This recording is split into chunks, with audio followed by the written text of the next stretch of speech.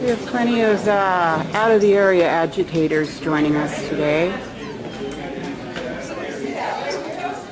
Interesting people.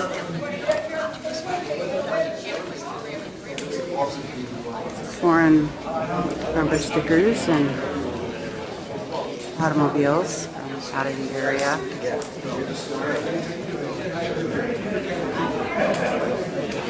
And some friendly locals today.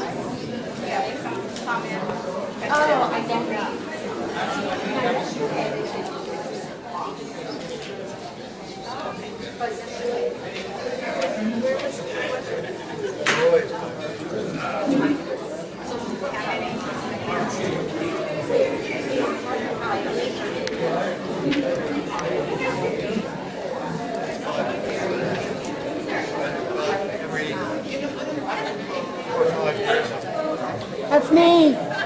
Put your glasses on. They don't work. How are you? How are you? Yeah, my eyes got real bad. I'm staying up here so I can because my road is poor. I've just been so they're finally. Oh, there's the there. We knew what we were dealing with.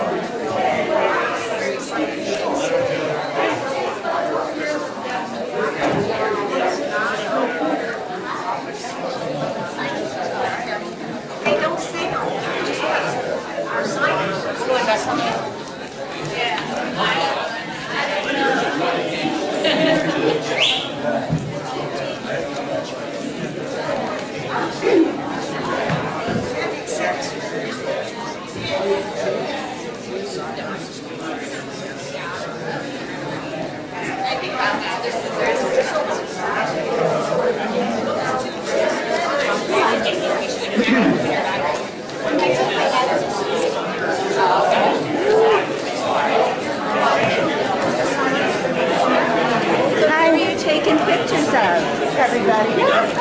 How are you? Okay.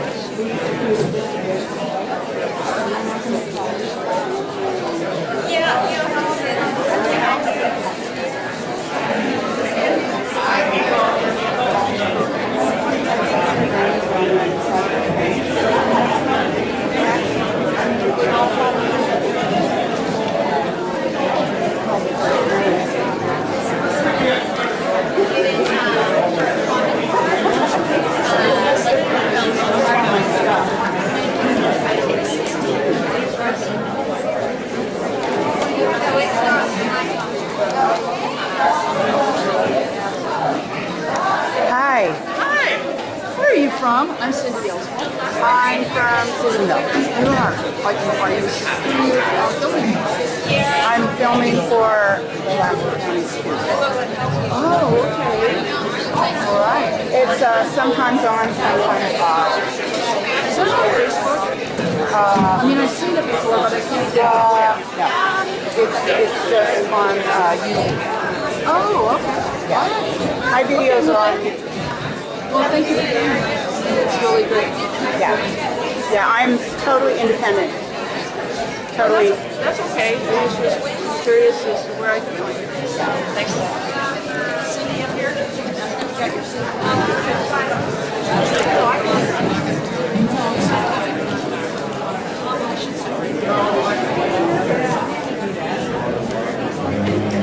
Me where I can You can sit here. I can, you want to sit here, I clear my spot, I'll move back.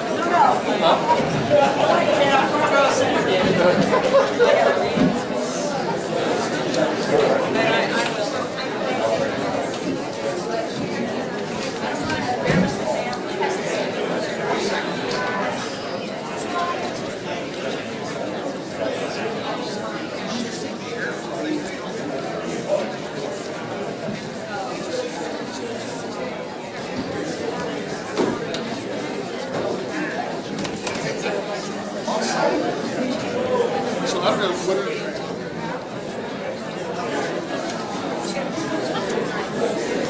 Healthcare, yeah. Okay. Thank you.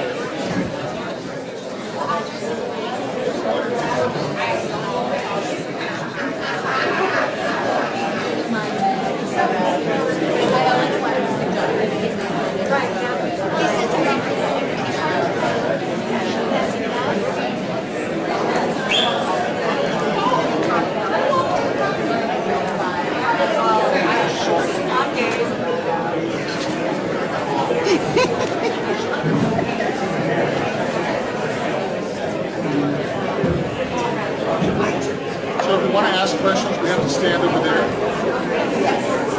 Yes.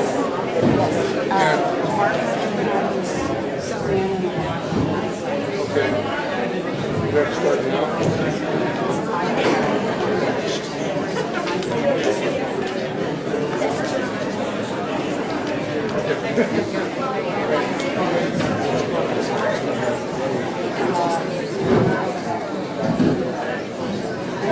No, what I mean is that it's my understanding that on the website, they have to time it.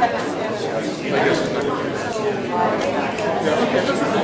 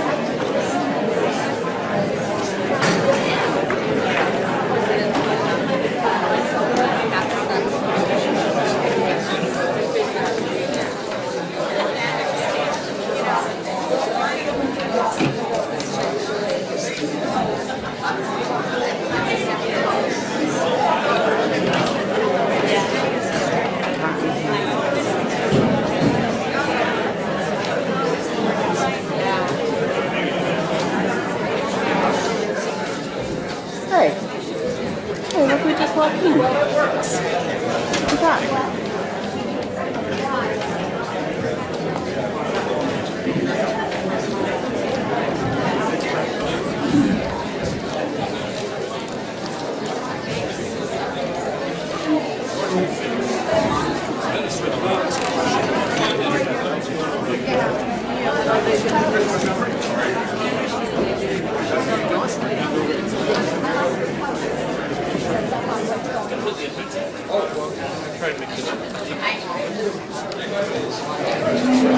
Just a question.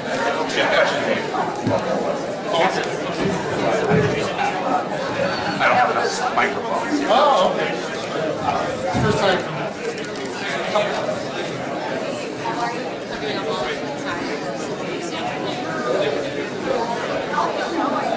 That was quite unexpected.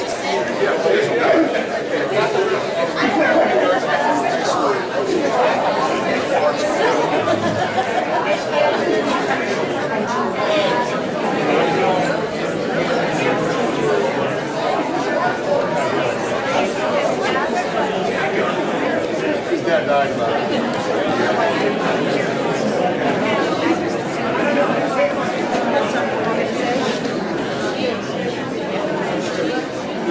There's a truck. I don't have that because it was so overwhelming on my way. Yeah, Read all of it. right. It's a lot of material. I like broadband. I like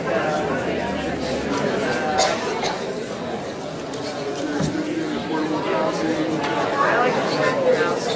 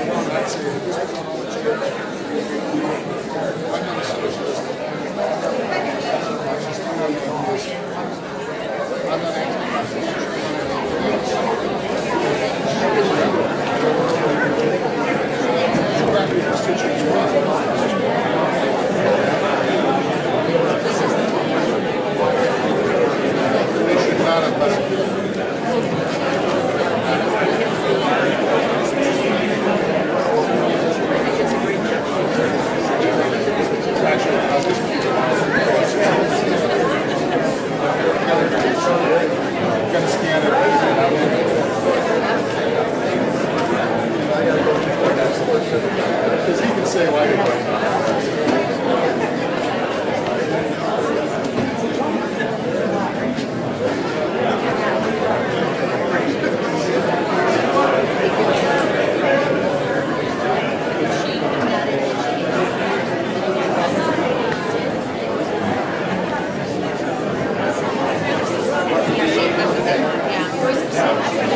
All right, let's go write this thing down, huh? Yeah. Get it going.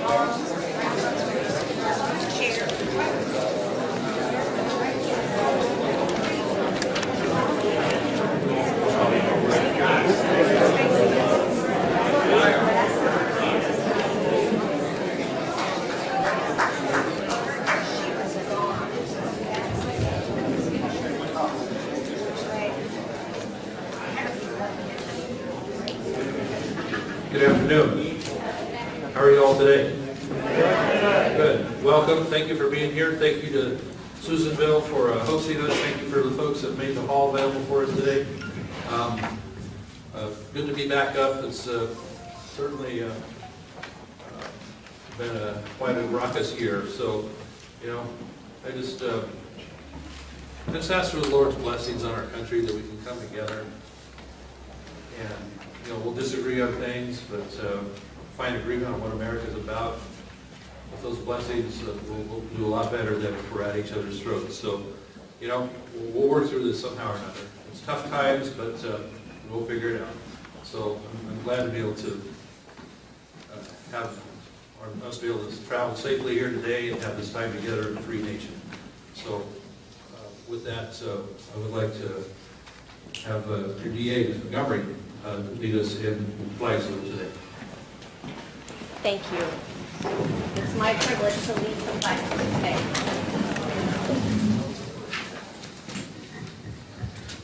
I pledge allegiance to the flag of the United States of America and to the republic for which it stands, one nation, under God, indivisible, with liberty and justice for all.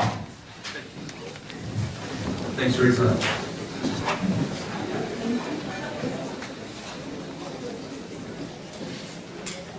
How was the eclipse yesterday? We're all in the dark up here? Yeah.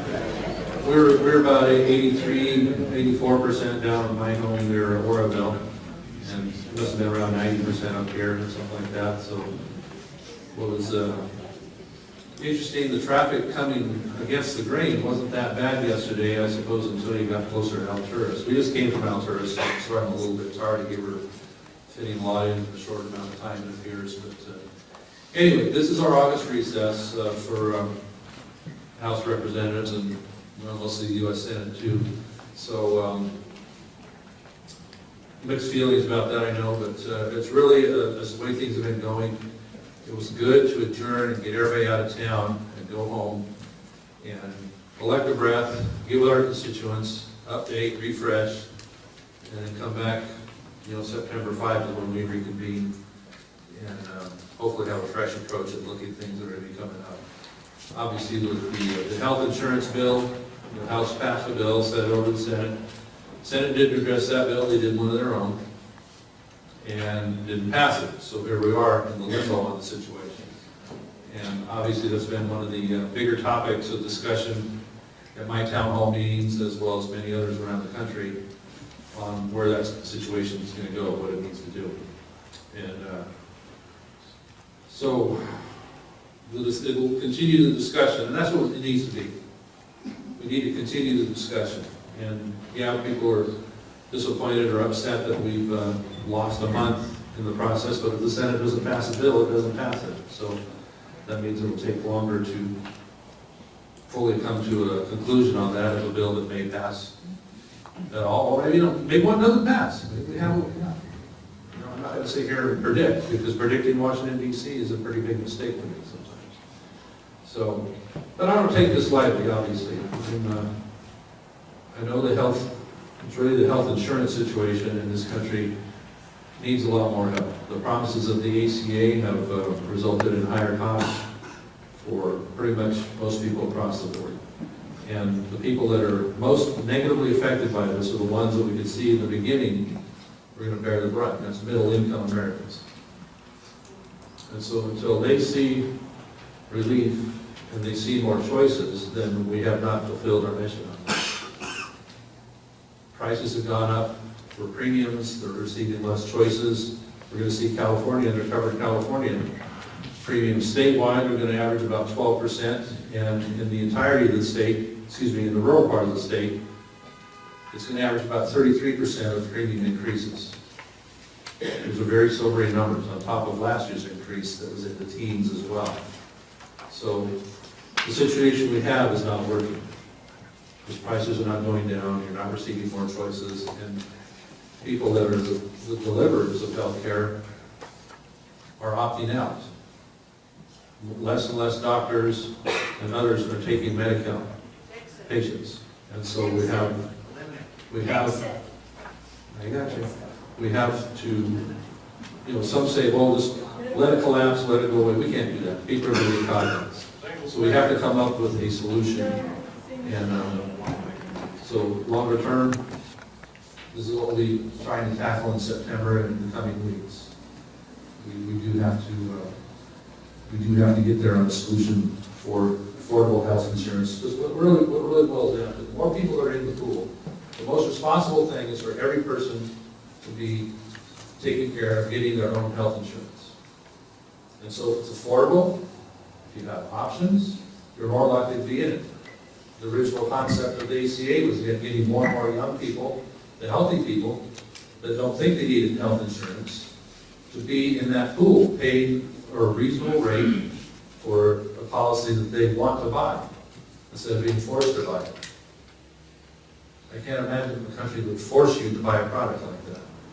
So put a plan out there that, you know, a 20-year-old person who's single that really doesn't have any issues, get them enrolled in the system, because then if they're already in the system, then they don't have this battle with pre-existing conditions. So you raise your family, you raise your family already insured, and when those persons become adults, they're already in the insurance pool. So pre-existing conditions doesn't become something that we have to dig out of our pockets federally as taxpayers, because they're already in an insurance pool covering that risk. Insurance is just a pool of people building. You do not get it. Okay, anyway, that would be the right footprint for doing this, the right concept of everybody being insured from the beginning. Now, we do address that we have people that can't afford it at all in any way. That's what the safety net of the program is. That's what it is we're trying to tackle. There's folks that are going to always need help. And that's what Medicaid was supposed to be. Originally, the concept for Medicaid was for people with disabilities, for the elderly, for pregnant women, for children. That door got thrown wide open under the ACA with no sustainable way of paying for it long term. This is what we're wrestling with now. And so that's why it hasn't been an easy thing. You know, we've had a lot of discussion over how to fix the health insurance system. It hasn't been an easy thing because now the ACA is fairly embedded. And so, again, during the coming weeks and months, we'll be working very hard to find a way to have people be able to transition into being able to buy their own health insurance. It's affordable. If you can't, that's what the safety net is for. So it really comes down to savings. Cost savings are needed for middle-income families, for the ones that plead the most with us to please do something. When they have deductibles that they'll never reach, it doesn't feel like insurance to me. When they have a monthly payment, a monthly premium, then that they can't afford, it takes away from their ability to make house payments, to save for their children's education, whatever. And so that's what they're pleading with us for. We'll take your questions. We'll take your questions on that. You know, please no shouting out in the audience. I don't come to your things and do that to you. That's not how we conduct ourselves. All right. So, a few of the things I want to cover that we've been doing otherwise is, you know, this is indeed an opportunity to have a report card on what Congress has been working on. Is that since January, with the new administration and the new Congress, we've been able to do some very historic relief of regulations that have been harmful to the economy and especially harmful to rural America, rural California. Now around here, what do we have an abundance of? Resources. The timber industry used to help pay for things like your roads and schools. The payment in lieu of taxes, because there's so much federally owned ground, is something that used to keep your counties going as well. We're battling right now to make sure that those two funding streams the federal government provides are kept in place so that the promise can be made. You know, when the timber industry basically was decimated in rural California and rural America, we have to replace that with something called the Secure Rural Schools Program, which provides money for roads and schools instead of timber receipts. Wouldn't it be nice, instead of watching our timber go up in smoke each year, we have over 100 million dead trees now in California, to be thinning that forest, to be taking that resource and putting it into something useful for us, providing jobs while we're doing it, turning that into a wood or paper product or biomass. Now, Biomass has a huge amount of potential as an electricity generating product. It's something we can do right here in our backyard instead of pouring more and more money after solar and wind. Those are subsidized situations. Okay? Those do not pay for themselves on their own. Why not pay people in our backyard, put jobs in Lassen County, put jobs in Siskiyou County, put jobs in Modoc County and Sierra and Plumas, getting this material out of the woods and putting it in a power plant that's generating green electricity and helping clean up several aspects of the problems we have in the area. This is something I think that we should really, really pursue and funnel the dollars we have that are going towards other things in the energy field towards that. And we'll get a win-win-win out of that situation. So that's an important area. But we need the regulatory relief to be able to do anything about it. When we do have a fire, you know we can't even get out there and salvage that available timber that we would have during a limited window of time that has been damaged but still is available and marketable for 6 months to a year. Generally, there's a bunch of regulatory hurdles or lawsuits to prevent that from happening. If you wait more than a year on that, the marketability of that timber that could be helping to regenerate and reforest those burned areas is lost. Then the only way to do that is directly out of the United States Treasury, of paying somebody to go out there and get this material and haul it away and put it in a burn pile somewhere. If you have biomass going, if you have the ability to have the regulatory relief of being able to do the salvage you need that's necessary, that any common sense person would see, like, yes, take advantage of that time to go out and do that. It's not going to hurt a habitat thing because it's already been damaged severely. So that's what we're looking for. We were able to pass 14 regulatory relief bills called under the Congressional Review Act that have moved that in the right direction towards opening up more job opportunities, whether it's rural jobs, resource jobs, or the other things that are needed to kickstart the economy again and bring the U.S. back to its preeminent role as a world leader and ability to have the tax receipts to do what we need to do.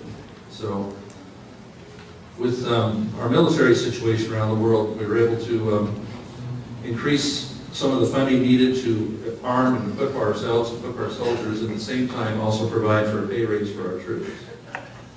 High time for it.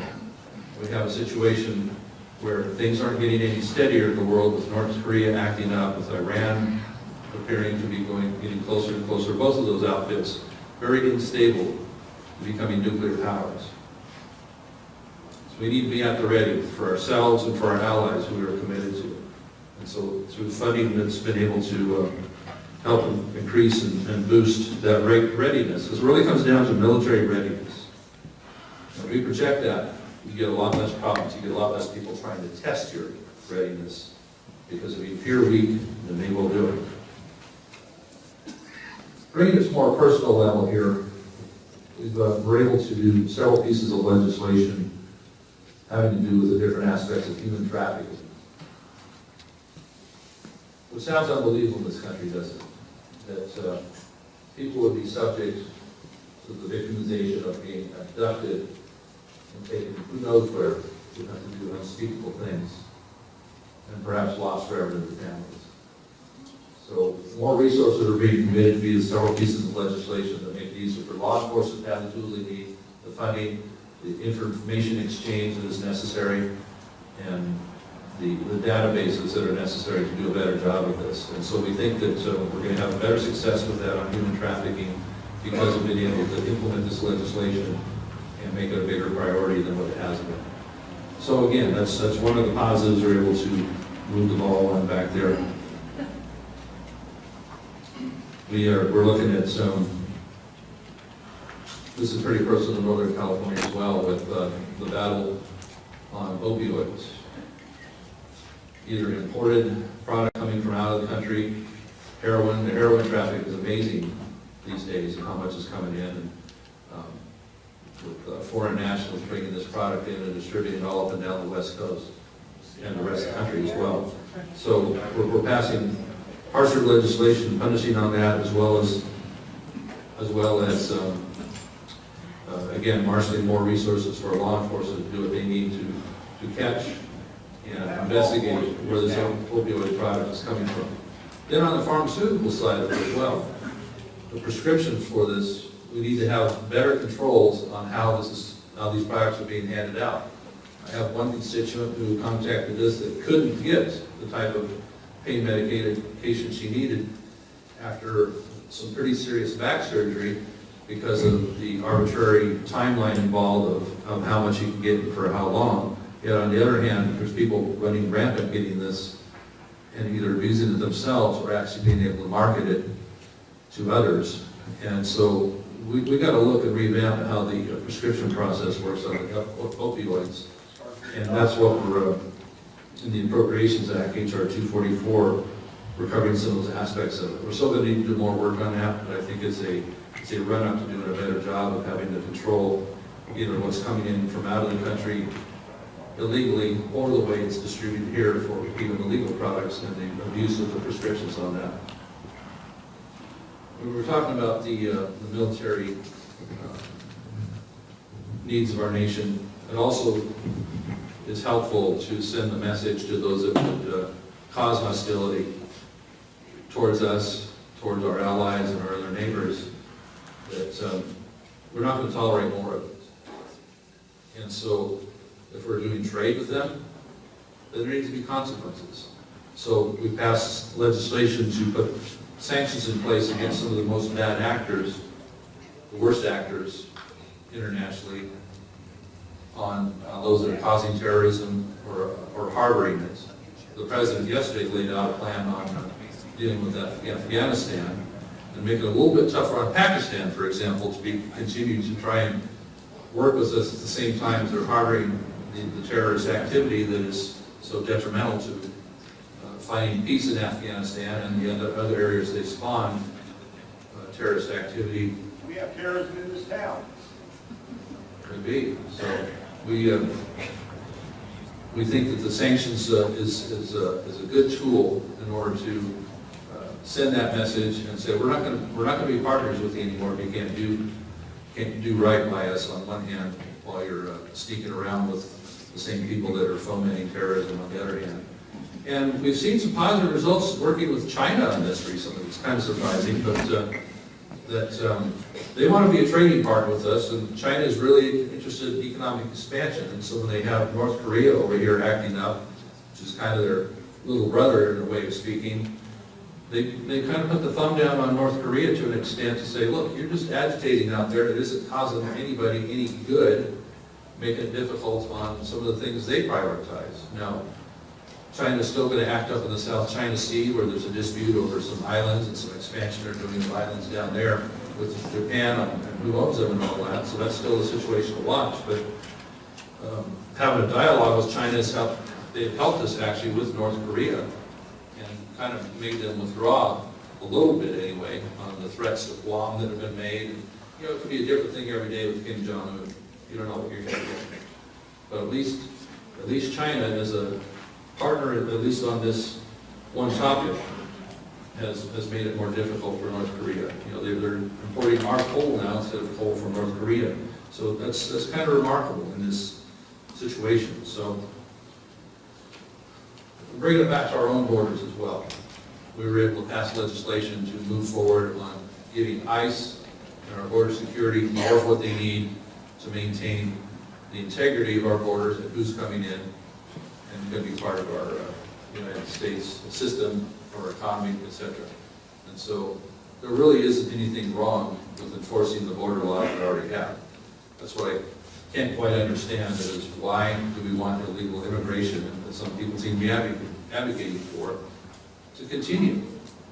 Legal immigration is much better for the immigrant themselves, for law enforcement to keep track of who's doing what. And it really was a standard decades ago, is that if you had something to offer to make the United States better, our immigration policy was much stricter then. You needed to be able to come in and be a part of the American system. Learn English, come to a ready job, have something you offer that makes the U.S. stronger instead of just needful. And that's what has been the pattern more lately, is that we have more and more people that come in that can't take care of themselves, that affect negatively our school systems, that aren't ready to learn or even assimilate. And so we have that right as a nation, as any other nation does, to positively affect who's part of our system. The refugee situation, right? Now, we have to do a better job of vetting out who the refugees are so that we are actually helping people that are subject to persecution, but also at a manageable level that doesn't completely swamp all the services we offer as a nation as well. Because there is an end to the rainbow somewhere.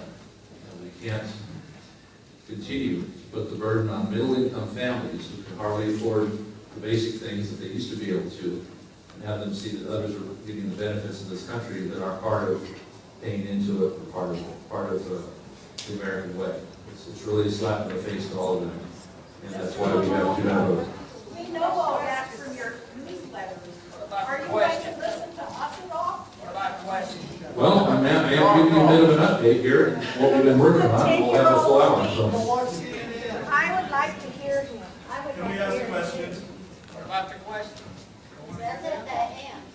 We still have an hour on that, I know we started a few minutes late, but we'll stay an extra amount of time here, and we'll have time for questions, but at least I can go over these points here, and we'll have a broad discussion on some of them, or whatever you wish to talk to. But as part of this town hall series we're doing, it is to update you on what we're working on in DC, because it isn't getting reported what we're up to. All we hear about is the things on, not everybody's on the internet, man, so thank you.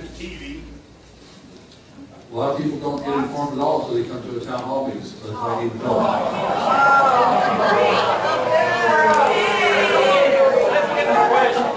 So continuing with tough enforcement of immigration laws will help our country. It'll actually save money in the long term and gives more steadiness to the workforce and our law enforcement's ability to do their job effectively.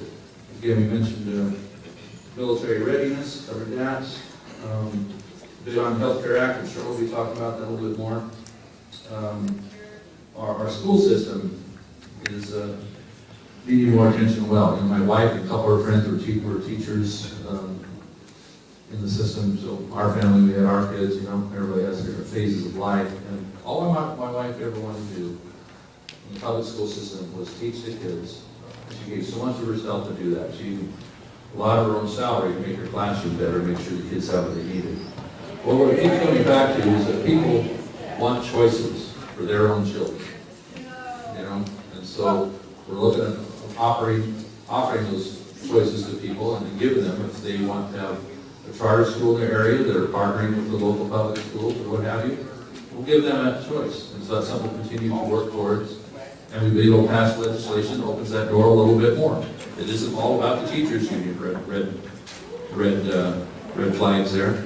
So it is about giving our kids a choice because they get one chance to go through, and they shouldn't be the experimental kids on whatever the newest idea coming out of Sacramento is. Okay, getting down to the end on these topics, we were able to replace the Dodd-Frank legislation that came about after the financial crash with legislation that, if it gets all the way through, gives more choices, again, for those that wish to invest, and in that process, kickstarting more of our economy. It comes down to simple things like folks that are in the futures market with grain, with beef, with what have you, are having a harder time, much more difficult time due to needless paperwork to be able to make transactions because they got to keep a bureaucrat happy somewhere and be bogged down in the time and the cost of reporting and paperwork that really does nothing to ensure the integrity or safety of the financial world, but instead just puts a damper on all of it. So the Financial Choice Act was an important component to be able to kickstart that, and then indeed when that happens, farmers have more choices on how they can market and when, and then that brings more products to our dinner table with a better price and better timing. So, lastly, energy is still the thing that makes our country go. And with some of the regulatory relief we've seen, we can do more energy development in our nation, and that's helped bring the cost of energy down. Natural gas is very low price nowadays due to new technology, and being able to find it here on our shores. And so we have the ability to define our energy needs as our own nation instead of relying on the Middle East or others for that. we're empowered by that. We can keep a better handle on costs. Now, in California, we seem to have higher costs than everywhere else, where you can find fuel sometimes in places like South Carolina for less than $2 a gallon in some cases. Here, $3.29, $2.99, wherever you happen to be. Why do we have to pay so much more here? Just because we have to be unique to California? Most of that is regulatory problems. Regulatory problems. So more development of energy, again, as I talked about biomass, you can have a burning forest, unchecked, putting all that particulate matter out there, all the CO2, all that stuff that we're worried about. Instead, we can have it producing energy, bringing jobs here, cleaning our forests here, making them healthier, and have a predictable power source that you can turn the switch on and off anytime you feed the power plant with that base stock of fuel. So I think that makes really great sense. And so these are a few of the things we've been working on. We have, when we get back again, we'll be looking at healthcare again. Hopefully the Senate can come to an agreement on legislation that will then send it to a conference committee. We'll take the House bill, whatever the Senate may pass, it goes to a conference committee made of both parties or both houses. They hash it out and come up with something that hopefully they can agree on and send back to each house to be ratified. That would be progress. So it's very difficult. And we'll also be looking at tax reform. Much potential lies in tax reform of kickstarting our economy even more. We have trillions of dollars offshore that would like to come home, repatriate here, to build factories here, to build facilities here, to start manufacturing here, put the jobs of unemployed Americans back here. But we need to set a tax rate to bring those dollars home that's more commensurate with what other countries have in place, down around the 15% mark, instead of a penalizing rate of up in the high 30s. The dollars aren't going to come back because the people that run these facilities aren't stupid about it. And so let's make the incentive to come home. Lastly, we'll be doing the Farm Bill.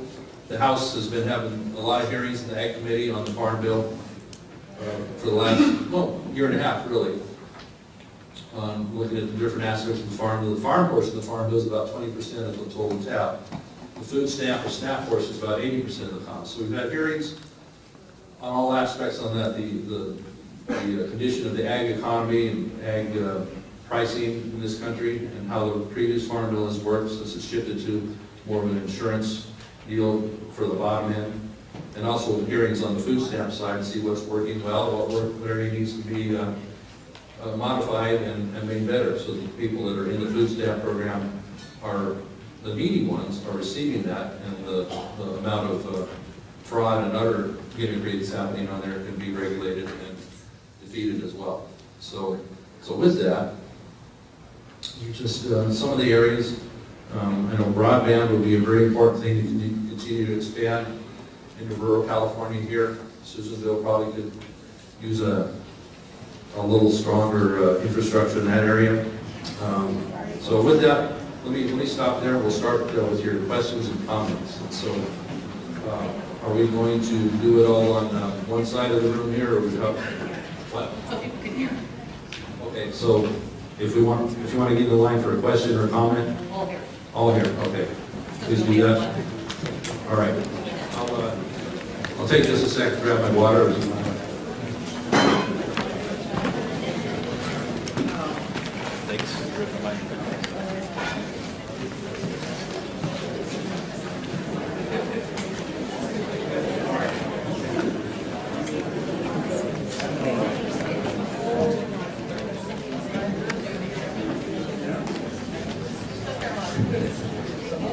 All right. Our format on the town halls, the larger ones anywhere, where we've had a lot of questions and comments, has been to do one question and two comments. Generally a 1-minute question, I respond, and then we have 2 1-minute comments for people that don't necessarily want a response, but just to get their ideas across in front of me, my staff, and the audience. And so it's usually been done on both sides of the room, but the format here today for infrastructure looks like we have one line there. So if we can try to adhere to that, and we'll give a balance that it gets the most possible people will be able to have a chance to be heard on it as well. And so we'll go We'll go, I was a little late, so we'll go to 1:45 instead of 1:30. Is that kosher, game? Thank you. Okay, good. All right, so that's a full hour, and now it's your time, so off to the races. So, just heating up the mic there. It kind of So. makes sound, but it's not.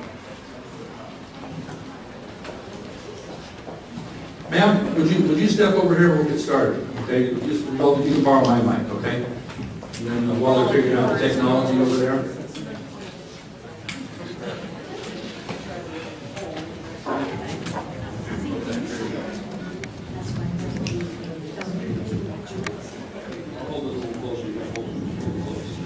Okay, thank you, Mr. Lamalfa. We appreciate your providing our community with a town hall where we can express our opinions and our desires.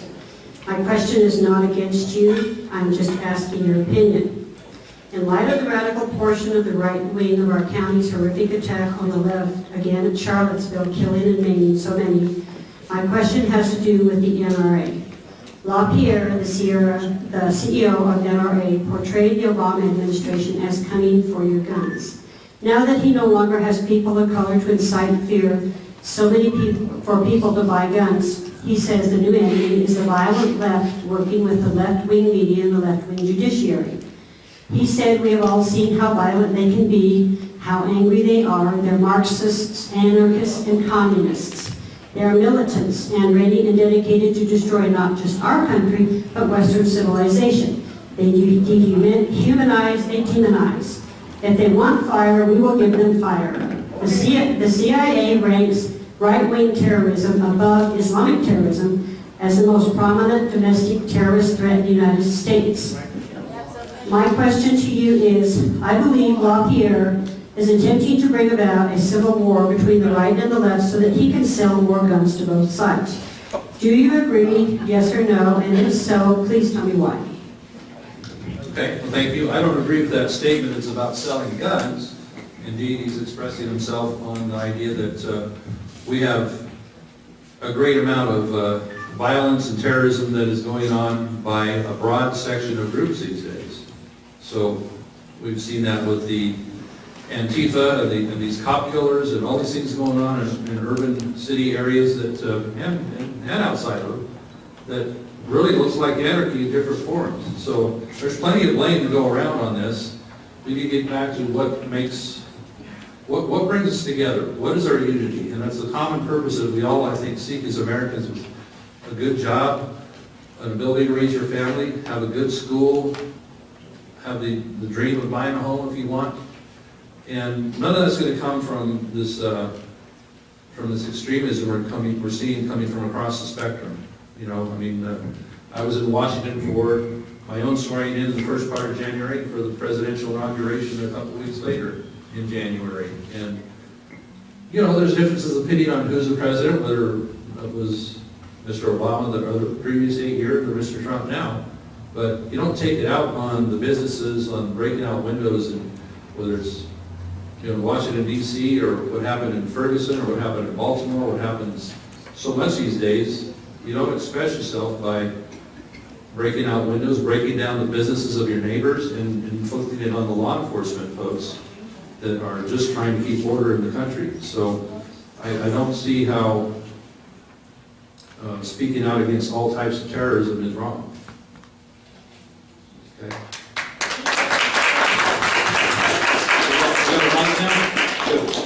I think yep. If you turn it on and off enough times, it works. Okay, good afternoon, Congressman Lamalfa. Thank you for coming to the town hall meeting here in Susanville. You're going to have to go on and off again. It's actually, Can anybody hear me out there? I think you're going it's coming out of that. It's coming out of the time, it's There's coming out voice of the coming out tiny of the speaker. So if you don't have a loud, hold on, if I wiggle the thing. Okay. Okay, thank you, Congressman Lamalfa, for coming to do a town hall. Appreciate your presence here. I do want to ask a question of the audience first about how many people here have friends or relatives that have been touched by opioid addiction, and I can raise my hand along with that. You know, one of the things that's been a really big impact on our community has been prescription opioid medicine that has made people addicted. And I'm wondering if you are familiar with the Plumas, Lassen, Modoc Opioid Safety Coalition that was funded through the Affordable Care Act, excuse me, and actually has been making a really big impact on our community here on the eastern side of California in terms of helping people to safely manage addiction and also to safely manage when they need pain medication after something like a surgery. And I hope people in the audience, if you haven't heard about the Opioid Safety Coalition, look it up either through your health department or search for it on the internet. But I'm just curious about what your perspective is in terms of this Plumas, Lassen, Modoc Safety Coalition for Opioids and your comment on that funding for that being eliminated as part of the American Health Care Act that was passed by Congress. It doesn't have to be part of the ACA or AHCA, as you saw with the several pieces of opioid legislation. This is something that can be targeted directly and not get caught up in the mire of a much larger act. And so this is something we'll prioritize because it certainly has our attention in Washington, D.C., that the opioid problem, whether it's the trafficking coming across our border or the simple, what seems simple, abuse of the prescription process there. Again, one lady has spoken to me, can't get what she needs for her back, but in other cases there seems to be multiple prescriptions that become abusive either to the user or something that is a saleable product on the black market. This is what we're trying to address on that, and certainly the support for this area coalition you would have would be something we would be seeking to do through the legislation. That funding is currently going to be cut, so we would appreciate if you would come back with more funding for that. All right, well, we will seek to target that in the transition between ACA or HCA or not, that the funding comes through under the direct opioid legislation. So thanks for bringing that up. Hi, thank you for the time and traveling here for this town hall meeting. If insurance companies weren't deep in politicians' pockets, I think we could fix the ACA. You were quoted a few years back as saying, helping the poor should be the job of individuals or the church, because then it comes from the heart, not from a badge or a mandate. Farm subsidies. Apparently you feel different about that. From 1995 to 2014, District 1 received over $940 million in farm subsidies. Rice alone received 76% of that. You received that, I can tell, at least $5.3 million, but want to make cuts to food stamps and SNAP. No one in Lassen County that I could see comes close to getting that amount. Do you feel it is a conflict of interest that you are a member of the House Senate Ag Committee, which can recommend funding appropriations? Well, let's directly address that question as a part of ethics, and the question would come up, is what am I allowed to vote on as a city member of the House or on that committee? And we checked closely with ethics on that, and it is permissible for a committee member to vote on something that they might be in a micro way included in. But if it's a bill that is somehow directly affecting just that person in a very broad way, then that's where the ethical line is changed. But with me and my family as one of tens of thousands of farmers, we wouldn't look at a piece of legislation like that saying he voted to benefit himself. And really, when you look at what happened in the Farm Bill, the first Farm Bill I ever voted on actually cut the direct payments you're talking about and required farmers to move in the direction of buying insurance to insure against crop losses and the floor dropping down on pricing. Now on the food stamp side, you cited something that the LA Times loves to write about, but that was in response to one of the Democrat members on the committee pretty much using Bible scripture to say the government should be assuming the role of being the charitable organization. And the government cannot possibly do that with the same heart and the same will and the same efficiency as charitable organizations can do that. When you get 95% of a donated dollar getting to the end result as opposed to 50 cents on the dollar by the time a federal agency runs through the process and the time it takes to get that. So that's what I was talking about. That was in response to another comment. And so, you know, I mean, I realize, obviously, that isn't how it is. But if you want to take the model and just look at it that way, you would get more results. But we know it's going to be a hybrid. We know it's going to be both. So that's why when we have the food stamp program, the SNAP hearing, we're saying, how do we make it a little bit better? And I voted in support in every iteration of the Farm Bill to continue the food stamp program. I know what that means for areas like ours where we have mass unemployment, and that until we get our economy going again, until we don't need this funding of secure rural schools that has taken the place or is trying to take the place of the timber industry, or the PIL program, which means payment in lieu of taxes, since the federal government owns so much land around here, instead of being in a tax-paying base that if it was privately held. Since we don't have, hopefully we don't need those crutches to make our local governments and local economy work. We can actually have a thriving economy, and also will mean less people will need that type of assistance because they'll have a good job. And so, you know, no one's taking away that safety net, but it's always our duty, whether in any aspect of government, to review how well it's working, because these are taxpayer dollars we're talking about. It's not my dollars or not some other congressman's dollars. They're yours. And so let's make them work efficiently, work carefully as you would yourself if you're making a decision at the market or, you know, a home repair or a car repair or whatever it is. So thank you. We're closer on that than you might think. So thank you. I don't believe $5.3 million is the money anymore.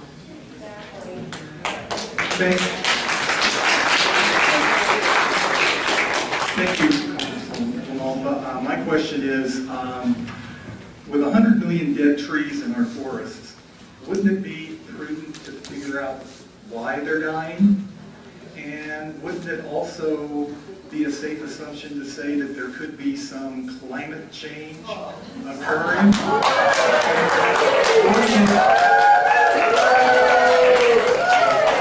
And I guess my question, something I don't understand is, why would the United States back out of a climate change consortium, and especially since, and I've lived in California all my life, and I've seen climates here. And in the last 30 years, we have experienced, and I'm sure you've noticed it too, being in the agriculture business, the extremes of climate change that have occurred. Well, 100 million dead trees is a big contribution. That was 4 years of extreme drought. Of course.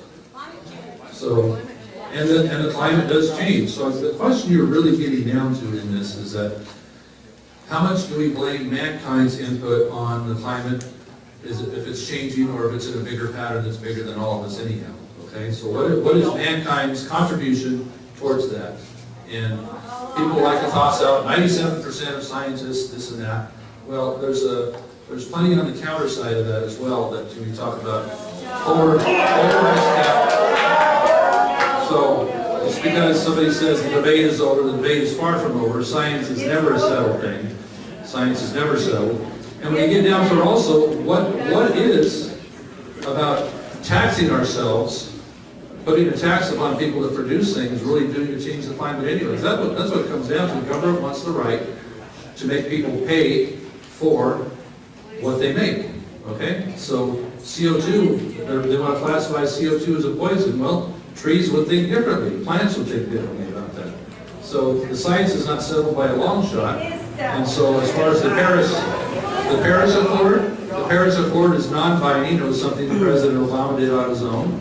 And we're not bound by that. And so in that the United States pays the biggest amount of freight by far versus any other country on that, why would we subject ourselves to that? We're the country that innovates the cleanest, the highest technology, the best practices first to do things cleaner, with less CO2, with less whatever. But I don't think that continuing to hamper ourselves and hurt the United States ability to do business helps in the whole global economy. So, thank you.